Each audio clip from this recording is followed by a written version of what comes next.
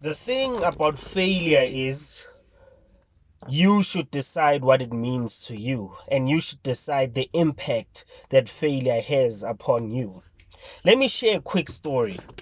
So earlier this year, I applied for the Mandela Washington Fellowship Program, where you get to go to the US of A and you get to stay there for 6 weeks, being exposed for leaders in different industries, being exposed to different mentors, being able to network with fellow Africans that have been chosen in that particular program. So shortlisted I was from 37,000 applicants. 37,000 applicants throughout Africa. So I was shortlisted. I then was invited to an interview, which is the final stage of the selection process, right? And in that selection process, or during the interview, I presented a portfolio of evidence. I worked on it, it was stunning, and it was just a portfolio of excellence, rather. And then the interview also went well, and I felt there was nothing I could have changed in that particular interview.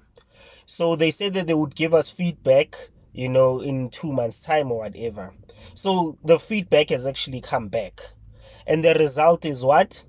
Although we're very pleased with your qualifications, we regret to inform you that you have not been selected for the 2019, Mandela Washington Fellowship for Young African Leaders. And the funny thing is, I was not even fazed by what you would call rejection. That was an email of rejection. They were rejecting me from entering and being a part of that group of chosen ones that are going to the US of A to be exposed to such because of the leadership capabilities that they've presented. So I read that email, then I read it again, right? And after reading it again, I became even more positive because it made me actually fall into a nostalgic type fever and say, how many times have I actually failed? And the answer to that is a lot of times. I mean, this month alone, we lost a business deal, a business deal that would actually allow us to go to another height of business acumen and actually another height of growth. So we lost that business deal, due to circumstances beyond our control, right? But further to that, we also, had to pay much more in SARS because we had outstanding SARS fees that we had to pay. So that also led to a knock in our budget. We lost another client that was with us, but because of his business, wasn't thriving. And you at the time when your business is not thriving, you try by all means to cut costs. So we unfortunately fell upon, as important as our business service is, when a business person feels that your business is not what sustains revenue for their business, then you'll fall amongst the pack of those that they do not want as part of their services going forward, or at least so long as they are not on their feet. So up until they get back on their feet, that's when it will matter for you to actually be a client to them. And over and above that, we also applied for the TEF, Foundation for the Entrepreneurship Program. So we are yet to hear feedback for that as well. So just in 1 month, we faced a lot of obstacles, challenges, and, mind you, rejections. But can you still see the smile on my face, ladies and gentlemen? But I don't want to have it misconstrued, or I don't want you guys to misinterpret what failure is. Failure is a negative thing only if you choose for it to be a negative thing. Because ultimately the question is, can I change the fact that I was not selected for the Washington Mandela Fellowship for Young African Leaders? The answer is no. I can't change it, right? I can't change this. What can I do? I can grow from the situation. I can look back, analyze, and say, how can I do better? So if I were to apply again next year, how could I be better if I'm shortlisted again to ensure that I don't end at the very same spot? To give you another practical example from my side, When I was applying for the senior environmental health position in the city of Ekurhuleni, there were rumors going around after I had been shortlisted for the interviews that, all my other colleagues, nabang kapile. It was that thing that, well, with Lesego on as part of the candidates, he'll definitely get this post. But you know what, ladies and gentlemen? I didn't get it 3 times, and I got it the 4th time.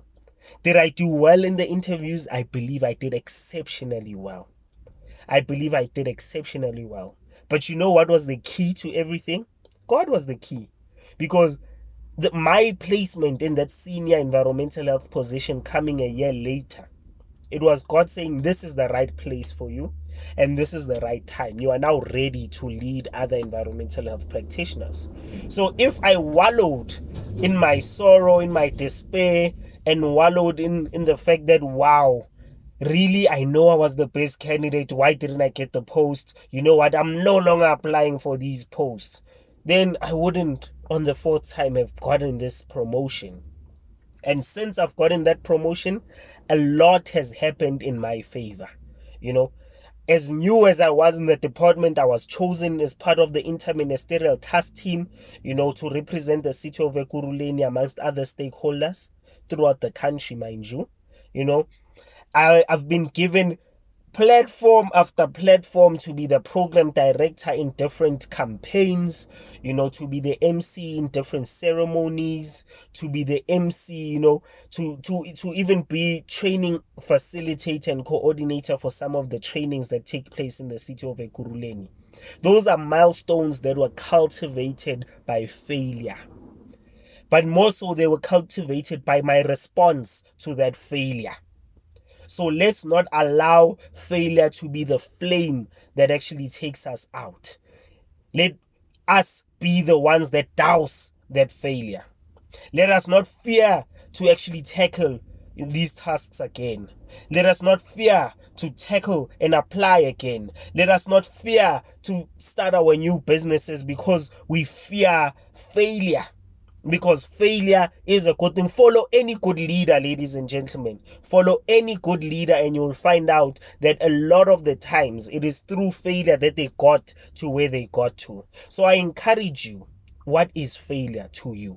I encourage you to change the misconception, to change your mentality around it and your thinking around it, and say failure is actually a true opportunity.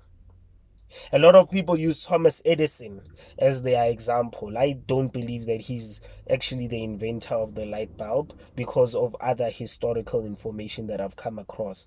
It's said to be true that he took the ideas from an African.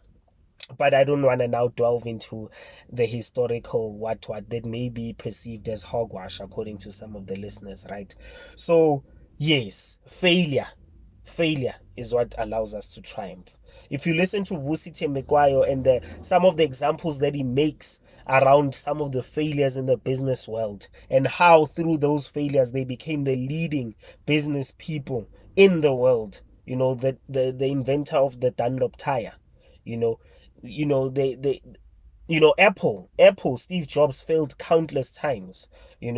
There are so many failures, including himself. Vusi Thembekwayo has been open about his story, and he tells you about some of the failures that he had to endure and go through, and that's what has driven him to become who he is and where he is today.